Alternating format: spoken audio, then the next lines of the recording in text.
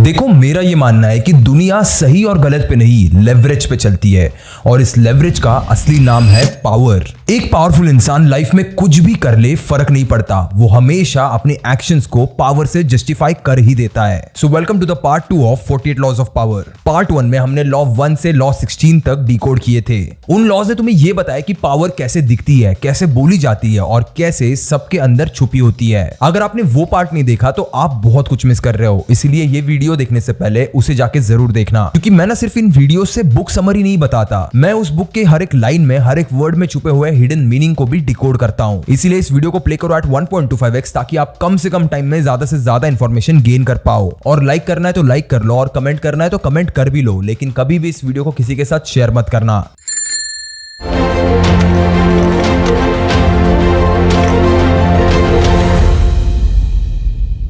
अब हम इस वीडियो के थ्रू लॉज के उन हिस्सों में जा रहे हैं जहां पावर आपको दिखाई नहीं देती, लेकिन फिर भी सीक्रेटली सब कुछ कंट्रोल करती है। ये वो जोन है जहां पे आवाज नहीं होती, सिर्फ सटल हिडन सिग्नल्स होते हैं। मीटिंग रूम में कौन किसके साइड में बैठा है, व्हाट्सएप पे कौन कितनी देर में रिप्लाई करता है, कौन तुम्हें सबके सामने अप्रिशिएट करता है और कौन तुम्हारी अकेले में रिस्पेक्ट ले जाता है। ये लॉज नहीं, बट चेहरे के पीछे छुपी हुई एक हिडन स्ट्रेटेजी है। इन्हें अगर आप आज समझ गए तो आप एक प्लेयर हो, नहीं समझे तो सिर्फ एक पॉन या फिर प्यादा। और आपको तो पता ही है प्यादों का क्या होता है, उनका यूज होता है, सैक्रिफाइस होता है और फाइनली गेम के एंड में उन्हें इग्नोर किया जाता है। तो यहाँ पे डिसाइड आपको करना है कि आप इस दुनिया की गेम को सिर्फ देखते रहोगे या फिर इस गेम को कभी चलाओगे भी। With this let's start with law number 17। क्या आपने कभी नोटिस किया है जो लोग प्रेडिक्टेबल होते हैं उनके डिसीजंस काफी आसानी से आप मैनिपुलेट कर सकते हो, और वही दूसरी तरफ जो लोग अनप्रेडिक्टेबल होते हैं उनका प्रेजेंस ही टेंशन क्रिएट करता है कि यार पता नहीं ये इंसान आगे क्या बोल देगा, कैसे रिएक्ट कर देगा। प्रेडिक्टेबिलिटी एक टाइप से कंफर्ट देती है और कंफर्ट पावर को मार देता है। चाहे आपकी रिलेशनशिप हो या फिर आपका बिजनेस, जब सामने वाला एग्जैक्टली इस चीज को समझ लेता है या फिर पढ़ लेता है कि आप कैसे रिएक्ट करते हो, तो वो आपके हर एक मूव के अगेंस्ट ऑलरेडी एक स्ट्रैटेजी बना चुका होता है। लेकिन वहीं पे जब तुम अनप्रेडिक्टेबल बनते हो, कभी साइलेंस, कभी सडन एग्जिट, कभी एक बोल्ड रिस्पॉन्स, कभी इमोशनल फ्रीज, तो बस ये सारी चीजें करते ही लोग कॉशियस हो जाते हैं, अलर्ट हो जाते हैं और हमेशा डाउट में रहते हैं कि ये आगे क्या सोचेगा। मेरी ये लाइन याद रखो, पावर किसी को आंसर देने में नहीं होती, लोगों के दिमाग में क्वेश्चंस और डाउट्स क्रिएट करने में होती है। इसलिए always always respond late and change your rhythm. कभी 15 मिनट में रिप्लाई कर रहे हो, कभी 1 घंटे में कर रहे हो, कभी 4 घंटे लग रहे हैं। हर चीज का ना एक प्रेडिक्टेबल पैटर्न मत बनाओ, ये आपके अगले मूव को एकदम ऑब्वियस बना देगा कि यार इसको मैं टेक्स्ट करता हूं या फिर इससे मैं बात करता हूं तो 1 घंटे में रिप्लाई आ ही जाता है। और याद रखना, कभी भी रिएक्टिव नहीं होना है, किसी भी सिचुएशन में आपको ओवर रिएक्ट नहीं करना है। बहुत बार लोग खुद के रिएक्शन को भी ओवर एक्सप्लेन करने लग जाते हैं कि यार मैंने ये इस वजह से किया क्योंकि मेरे लाइफ में ऐसा चल रहा था। जब भी आप किसी भी चीज को कुछ ऐसे ओवर एक्सप्लेन करते हो ना कि आपके लिए वो बहुत ज्यादा मैटर करती है, तो सामने वाला ऑटोमेटिकली एक पेडिस्टल पे आ जाता है और आप उसके नीचे आ जाते हो। तो ये 2 हैबिट्स आपको आज के आज चेंज करनी पड़ेगी। Which brings me to law number 18। ज्यादातर लोग ना इस चीज को ऐसे सोचते हैं कि यार अगर मैं अपना काम करते रहूंगा, शांत रहूंगा, तो मैं थोड़ा सा सेफ रहूंगा। लेकिन हिस्ट्री ने बार बार इस चीज को दिखाया है कि जो लोग फोर्ट्रेस या फिर एक रूम के अंदर बंद होते हैं वो कहीं ना कहीं पे इस दुनिया से कट ऑफ हो जाते हैं। और जिस भी दिन उन पे अटैक होता है तो उनके पास कोई भी इंटेल या फिर अर्ली इंफॉर्मेशन नहीं होती, ना ही उनके पास कोई दोस्त या फिर एलाइज होते हैं उनके साइड में खड़े रहने के लिए। असली पावर ना एक रूम में बंद रहने से नहीं आती, वो पावर नेटवर्किंग से आती है, पोजिशनिंग से आती है और विजिबिलिटी से आती है। जितना आप लोग अपने आप को बाकी लोगों से अलग रखोगे, उतना ही आप उनके कन्वर्सेशंस, सिग्नल्स या फिर रियल इंटेंशंस मिस करते रहोगे। इसीलिए लोगों के बीच में रहकर उनके दिमाग में घुसो, हर एक चीज को ऑब्जर्व करो, हर सर्कल में एक प्रेजेंस बनाओ, चाहे आप जिम में हो, कॉलेज में हो, हॉस्टल में हो, कल्चरल फेस्ट में हो, हर एक जगह पे आपकी प्रेजेंस होनी चाहिए, हर एक जगह पे आपको लोग पहचाने चाहिए। मुझे इस चीज में ना कोई भी डाउट नहीं है, मुझे 100% पता है कि आप ना अकेले भी पूरी दुनिया से लड़ लोगे। पर तुम्हें पता है ये जो स्मार्ट लोग होते हैं ना, वो अपनी एनर्जी बचाने में बिलीव करते हैं। आप ना चेस के गेम को ही देख लो, एक किंग हमेशा पूरे गेम में सबसे कम मूव चलता है, बट उसी पे पूरा गेम डिपेंडेंट होता है। अगर किंग गया तो पूरे गेम आप हार चुके हो सकता है इस वीडियो में चेस के बहुत सारे रेफरेंसेस हो, क्योंकि मैंने भी ये सारी चीजें उसी गेम से सीखी है। सो यहाँ पे सबसे बड़ी मिस्टेक जो लोग करते हैं वो है अपने कंफर्ट जोन में रहना। सबसे दूर रहना बेटर है, इस माइंडसेट के साथ जीना और हमेशा किसी भी सोशल इंटरेक्शन से पहले बहुत ज्यादा ओवरथिंक करना। इन सारी चीजों को अवॉइड करने के लिए, चाहे आप इंट्रोवर्ट ही क्यों ना हो, आपको खुद को सिलेक्टिवली एक्सट्रोवर्ट बनाना पड़ेगा। यानी जरूरत पड़ने पे लोगों से बात करनी पड़ेगी, क्योंकि तभी ये लोग आपकी आके मदद कर सकते हैं। Which brings me to law number 19। कभी कभी स्ट्रैटेजी से ज्यादा जरूरी होता है ओपोनेंट को समझना। तुम्हारा प्लान चाहे कितना भी परफेक्ट क्यों ना हो, अगर तुमने सामने वाले को कहीं पे भी थोड़ा बहुत भी अंडर एस्टिमेट कर दिया तो आपका गेम पूरा उल्टा भी पड़ सकता है। You know every person is wired differently. किसी का ईगो ग्लास जैसा होता है, एक कमेंट पास करने पे भी टूट जाता है। वहीं पे दूसरी तरफ किसी का ईगो बहुत ज्यादा स्ट्रांग होता है, एकदम आयन जैसा। वो इंसान ऐसा दिखाता है कि उसे उस बात से कुछ फर्क नहीं पड़ा, वो आपके सामने चुप रहता है, लेकिन सही वक्त आने पे वो आप पे वार करता है। अब आपको डिसाइड करना है कि आपको किस टाइप का पर्सन बनना है। इसीलिए हर इंटरेक्शन से पहले इस चीज को समझो कि सामने वाला जो बंदा है वो किस टाइप का है, इमोशनल, रैशनल, इनसिक्योर या फिर मैनिपुलेटिव। हर इंसान एक पैटर्न पे काम करता है, यानी वो वही सेम चीजें बार बार रिपीट करता रहेगा जो उसने पूरी लाइफ की है। उस पैटर्न को ना रीड करना सीखो before you play your move. यहाँ पे हम लोग ना सबसे बड़ी मिस्टेक क्या कर देते हैं, सारे लोगों को एक ही कैटेगरी में डाल देते हैं और सबको सेम मान लेते हैं कि हाँ मेरा एक दोस्त है जो इसके जैसे बिहेव करता है, उसने मेरे साथ अच्छा किया था तो ये भी अच्छा ही करेगा। और इस वजह से आप उस इंसान के साथ ना बहुत ब्लंटली ऑनेस्ट हो जाते हो, सब कुछ उनके मुंह पे बोल देते हो, अपने इंटेंशंस क्लियर कर देते हो और यही चीज आगे चल के आप पे कहीं ना कहीं पे बैकफायर भी कर देती है। अगर आप सच में सोचने बैठोगे ना तो आपको ऐसे कई सारे आपके ही फ्रेंड सर्कल में लोग मिल जाएंगे जो शुरुआत में आपको कुछ और लगे थे और बाद में कुछ और निकल के आए, यानी सांप बन के आए। एंड लास्टली किसी के भी ईगो पे अटैक कर देना बिना अपना प्लान बनाए बहुत बड़ी मिस्टेक हो सकती है। इसलिए wait, think and then only react. देखो हो सकता है कुछ लॉस थोड़े ज्यादा इंपॉर्टेंट हो, कुछ थोड़े कम, तो मैं अपना टाइम उसके हिसाब से उन्हें देने वाला हूं। अगर मान लो आपके दिमाग में कोई भी डाउट आ रहे हैं, छोटे से छोटा और बड़े से बड़ा, तो कमेंट्स में मुझे जरूर पूछना, मैं वहां पे आके आपको रिप्लाई जरूर दूंगा। इसी के साथ बढ़ते हैं लॉ नंबर 20 पे। तुम्हें पता है लाइफ में सबसे बड़ी गलती लोग क्या करते हैं? वो जंग किसी और के लिए लड़ते हैं। पॉलिटिक्स में, ऑफिस में या फिर दोस्ती में ही क्यों ना पकड़ लो, लोग तुम्हें अपने गेम का प्यादा बनाना चाहते हैं और तुम ना दोस्ती यारी के चक्कर में बन भी जाते हो। लाइफ में ना भोला नहीं बनना है भाई, स्मार्ट बनना है। और स्मार्ट लोगों को अगर आप देखोगे ना तो वो हमेशा दोनों साइड के बीच में रहते हैं, कभी हाँ बोलते हैं कभी ना बोलते हैं, लेकिन कभी भी कंप्लीटली कमिट नहीं करते। तो आपके हाथों में रियल पावर तब आएगी जब दोनों पार्टीज चाहेगी कि आप उनके साइड में आओ, तभी तो आपकी वैल्यू और रिस्पेक्ट दोनों बढ़ेगी। इसीलिए जब भी आपके लाइफ में कभी ऐसा मोमेंट आए जहां पे आपको कुछ साइड चूज करनी है तो never commit early, let those both sides chase you and use your silence as your leverage. बहुत बार आपने देखा होगा सेलिब्रिटीज कभी भी ऐसा कोई अगर इंसिडेंट होता है बहुत ज्यादा कंट्रोवर्शियल, तो वहां पे अगर उन्हें कोई सवाल पूछता है तो वो लोग कह देते हैं नो कमेंट्स। बहुत ज्यादा स्मार्ट मूव है भाई ये, क्योंकि जब भी कोई इंसान साइड लेता है ना तो उसके लाइफ में प्रॉब्लम्स और बढ़ जाते हैं। इसीलिए किसी एक आइडियोलॉजी या फिर इंसान को ब्लाइंड लॉयल्टी कभी मत दिखाना। इंडिया में आपको ऐसे बहुत सारे लोग मिल जाएंगे जो लोगों के चमचे बन के घूमते हैं। उनके लिए ना एक बहुत ही प्यारा सा वर्ड है बट मैं अभी स्क्रीन पे बोल नहीं सकता, लेकिन तुम समझ लेना। लाइफ में कभी ऐसा इंसान मत बनना जो ब्लाइंडली किसी को भी फॉलो करता है। हर चीज का क्रिटिकल एनालिसिस करो और ये क्रिटिकल एनालिसिस करने का ना तरीका बड़ा आसान होता है। अपने आप से बस ये 3 सवाल पूछो।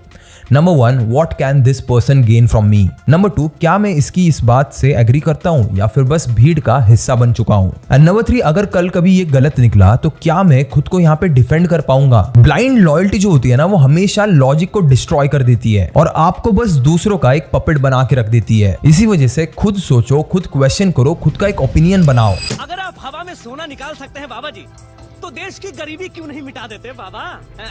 जवाब। क्योंकि जो लोग ये चीज करते हैं ना वो एक्चुअली में फ्यूचर लीडर्स बनते हैं। उनकी अपनी खुद की एक सोच, अपनी एक आइडियोलॉजी होती है और जो नहीं करते वो सिर्फ भीड़ का हिस्सा या फिर फॉलोअर्स बन के रह जाते हैं। अब आपको क्या बनना है ना वो आपको डिसाइड करना है। Let's move to law number 21। लोगों को ना तुम्हें अंडर एस्टिमेट करने दो, चाहे दोस्ती हो, चाहे डील हो या फिर दुश्मनी क्यों ना हो। जब तुम्हारा इंटेलिजेंस हिडन रहता है, तुम्हारे इंटेंशंस हिडन रहते हैं, तो सामने वाला अपने गार्ड ड्रॉप कर देता है। वो और भी ज्यादा गलतियां करने लगेगा, वो और ज्यादा रिवील करने लगेगा, ज्यादा ईगो दिखाएगा, ज्यादा केयरलेस बनेगा और वहीं से तुम्हें उसका एक ब्लाइंड स्पॉट मिलेगा जिसका यूज तुम उसके खिलाफ कर सकते हो। लोगों को दिखने दो कि तुम एक नूब हो, तुम्हें कुछ पता ही नहीं है, कंफ्यूज रहते हो तुम बहुत बार, लेकिन अंदर से ना उनकी कही गई हर एक बात की डिटेल को एब्जॉर्ब करना। क्यूरियोसिटी ना एक बड़ी प्यारी चीज होती है। सवाल पूछो, अच्छा फिर आगे क्या हो गया यार मुझे तो ये समझ ही नहीं आ रहा है। हाँ तो भाई अब हमें आगे क्या करना है। ऐसी फेक क्यूरियोसिटी दिखा के थोड़ा सा डम दिखो, कि ऐसा दिखो कि मुझे कुछ आता ही नहीं है, मुझे कुछ पता ही नहीं है। बहुत बार ना लोग इसका उल्टा कर देते हैं, वो स्मार्ट दिखने के चक्कर में अपने लिए और 4 एनिमीज पैदा कर देते हैं। देखो लाइफ का सबसे बड़ा फंडा ये है कि play dumb in rooms where people want to prove themselves. बाकी लोगों को ज्यादा बोलने दो, क्योंकि वो बातें आपका सबसे बड़ा एडवांटेज बन सकती है। कोई भी ना यहाँ पे आसमान से नहीं टपका हुआ, सब यहाँ पे इंसान ही है और इंसान गलतियां करते थे और करते रहेंगे। और वो जितना ज्यादा ज्यादा बोलेंगे, जितना ज्यादा रिवील करेंगे, उतनी ही ज्यादा गलतियां आपको उनकी नजर आएगी। So make sure you always speak less. Let's move to law number 22। देखो, पावर का मतलब ना हमेशा जीतना नहीं होता। लोगों ने ना पावर का एक बहुत ही गलत परसेप्शन बना के रखा है कि कोई ऐसा इंसान जो हमेशा जीतता है वो पावरफुल है। कभी कभी हारना या फिर सरेंडर करना सबसे डेंजरस मूव हो सकता है। मैं इसको और डिटेल में समझाता हूँ। जब तुम डायरेक्टली लड़ते हो,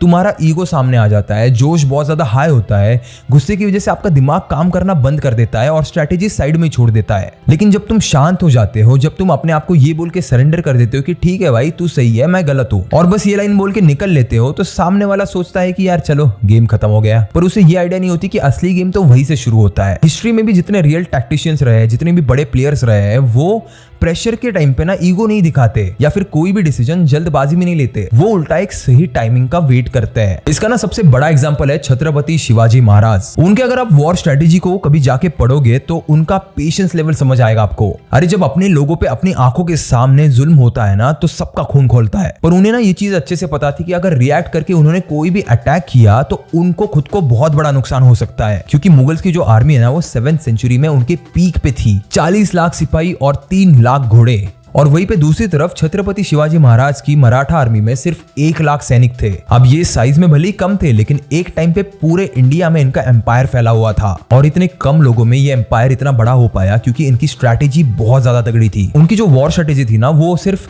तलवारों या फिर तोपों तक नहीं थी, वो ना टाइम, टेरेन, टैक्टिक्स का एक परफेक्ट फ्यूजन था। छत्रपति शिवाजी महाराज ने कई बार ऐसे मोमेंट्स में सरेंडर या फिर निगोशिएशन दिखाया जब सामने वाले को लगा था कि अरे ये तो अब हार गए। लेकिन उनकी उस शांति के पीछे, उस साइलेंस के पीछे एक तूफान छुपा हुआ था। जैसे पुरंदर की ट्रीटी, लोगों को लगा महाराज ने हार मान ली। हेवी लॉसेस होने के बाद 35 में से 23 फोर्ट्स उन्होंने मुगल को सरेंडर किए थे। लेकिन वो कहावत है ना कि शेर जब 2 कदम पीछे जाता है, इसका मतलब ये नहीं होता कि वो डर गया, इसका मतलब ये होता है कि वो शिकार करने की तैयारी कर रहा है। और छत्रपति शिवाजी महाराज ने ठीक वही किया। मुगलों के सिस्टम को अंदर से तोड़ना शुरू किया। मुगलों को लगा कि अरे हमने इनको हरा दिया, अब ये कुछ कर नहीं सकते। लेकिन मराठाओं ने मुगल ऑफिसर्स को ब्राइब करके उन्हें कंफ्यूज करना शुरू किया, उनके अंदर इंटरनल स्पाइस भेजे, मुगल सप्लाई चेन्स तोड़े, लोकल पॉपुलेशन का सपोर्ट हासिल किया और मुगलों को ना उनकी ही कैप्चर्ड टेरिटरी में अनकंफर्टेबल फील करवाना शुरू कर दिया। वो अगर लॉन्ग टर्म में देखा जाए तो एक सरेंडर नहीं था, वो एक सेटअप था मेरे भाई। उन्होंने ना बस सही वक्त आने का इंतजार किया और उस मुगल एम्पायर में इतना ज्यादा रेजिस्टेंस क्रिएट कर दिया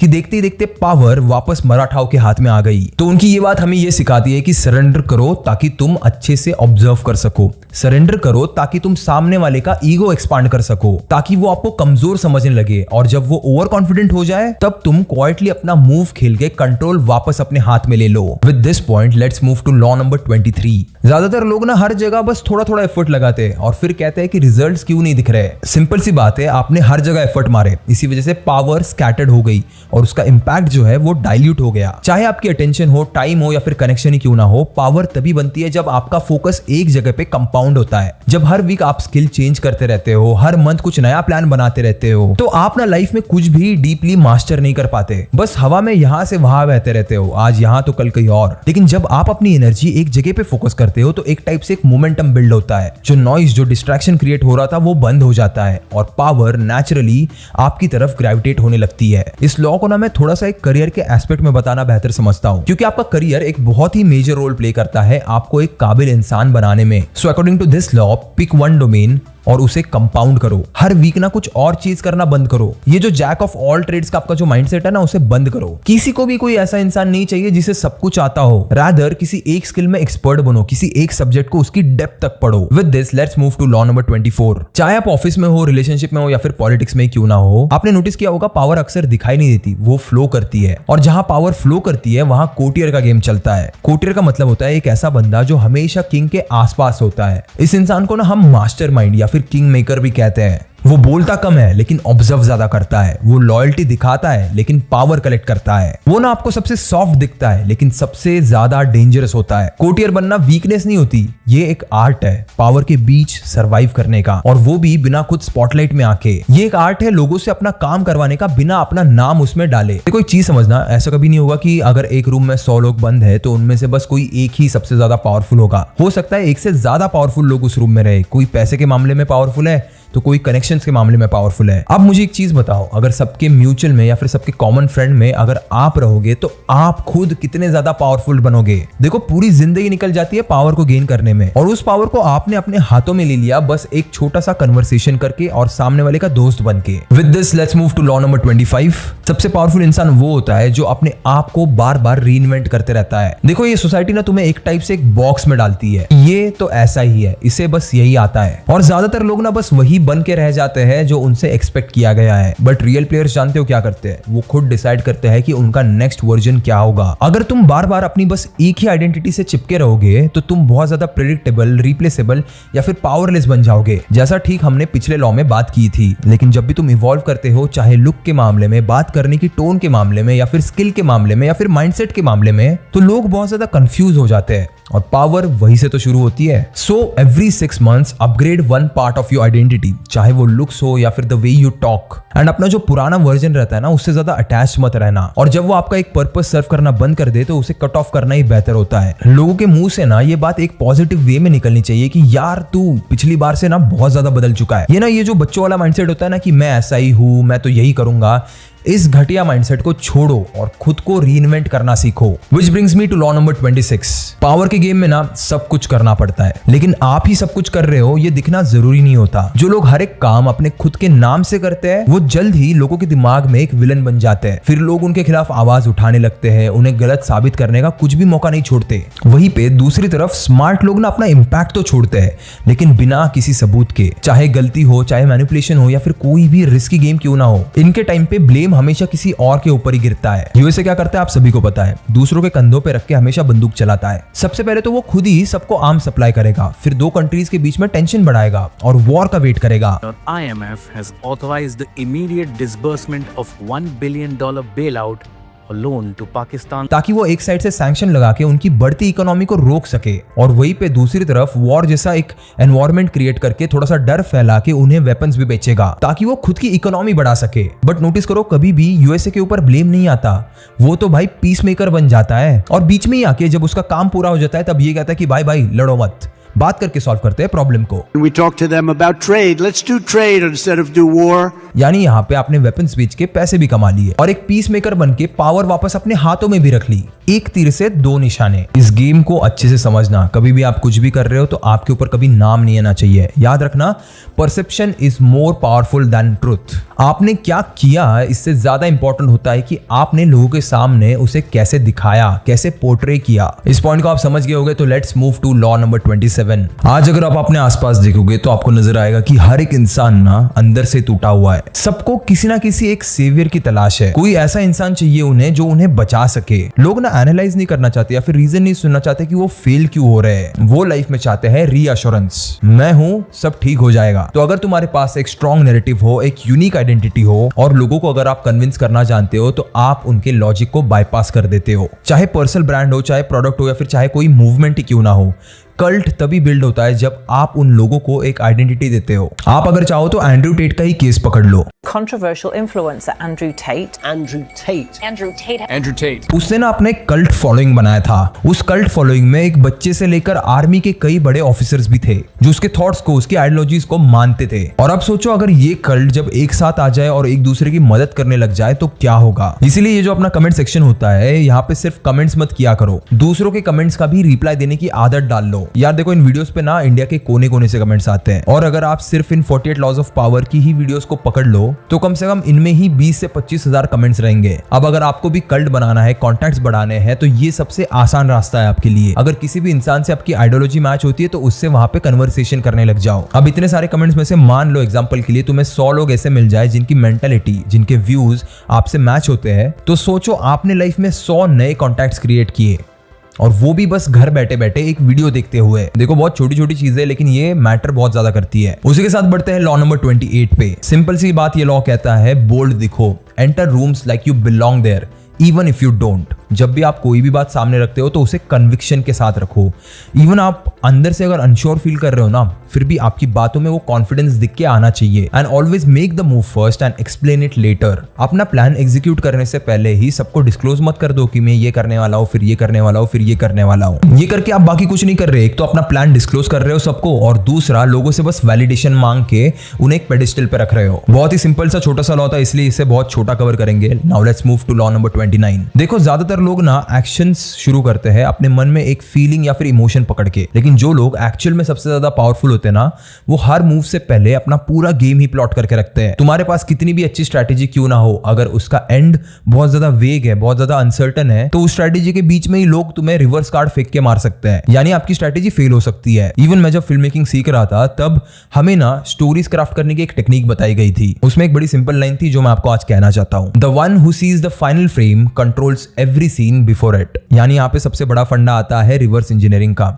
सबसे पहले आउटकम समझो, उसके बाद प्रोसेस प्लान करो और फिर अपने एक्शंस लो। एंड हर एक स्टेप पे हमेशा खुद को ये पूछो कि if this goes wrong what would be my next move. ये सिंपल क्वेश्चन ना आपको हमेशा बाकी लोगों से 3 कदम आगे रहने में हेल्प करेगा। With this let's move to law number 30। जब भी तुम कुछ अचीव करते हो और दिखाते हो कि यार इसमें कितनी मुझे मेहनत लगी, तो लोग ना रिस्पेक्ट कम और रिजेंटमेंट ज्यादा फील करते हैं। लेकिन जब भी तुम सेम एफर्ट्स एफर्टलेसली प्रेजेंट करते हो, तो लोग ना बड़े फैसिनेशन के साथ देखते हैं। They eventually start seeing you as gifted, special, above them. एक लार्जर देन लाइफ इमेज बन जाती है आपकी उनके आंखों में। तो पावर तब ज्यादा अच्छे से दिखाई देती है जब उसके पीछे का जो स्ट्रगल होता है ना, वो आप छुपा के रखते हो। अब देखो, ये एक ऐसा लॉ है ना जिससे मैं खुद एग्री नहीं करता।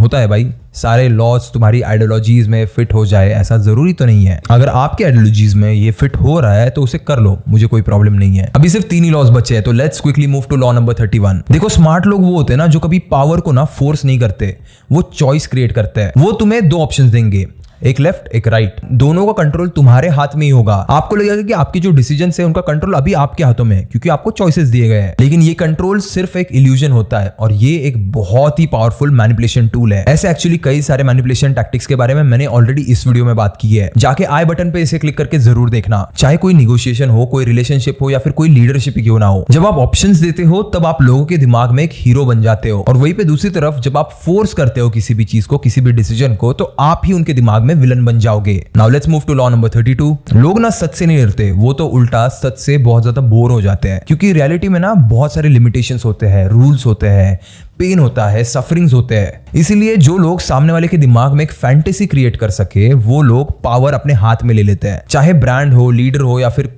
लवर ही क्यों ना हो। अगर आप सिर्फ रियल बनने की कोशिश करोगे तो आप सिर्फ रिलेटेबल बनोगे, और रिलेटेबिलिटी से ना पावर आपके हाथ में नहीं आती। People want hope, people want escape, people want that larger than life image. उन्हें सच नहीं सुनना है, उन्हें एक प्यारी सी कहानी चाहिए, एक ऐसी कहानी जो उनके अंदर के इमोशंस को इन्वोक कर दे। इसीलिए हमेशा किसी भी सच को इमोशंस के साथ पैकेज करो, और उन इमोशंस के अराउंड एक बहुत ही अच्छी कहानी क्रिएट करके सामने वाले को बताओ। Which brings me to the last law of this video, law number 33। हर एक इंसान का ना एक इमोशनल पेन पॉइंट होता है, ego, insecurity, guilt, need for love. और जिस दिन आपने किसी का भी ये पेन पॉइंट पकड़ लिया ना, तो ऐसा समझ लो कि आपके हाथ में उस इंसान का रिमोट कंट्रोल आ चुका है। जैसे कि मैंने पहले बताया था, पावर का मतलब ये नहीं होता कि सबको हमें क्रश कर देना है या फिर सबको हमें हरा देना है। कभी कभी आपको बस अपना काम निकलवाने के लिए उनका बस पेन पॉइंट ढूंढना होता है। चाहे आपका क्लाइंट हो, चाहे आपका बॉस हो, चाहे आपका दुश्मनी क्यों ना हो, उनके पैटर्न्स को ना ऑब्जर्व करना सीखो।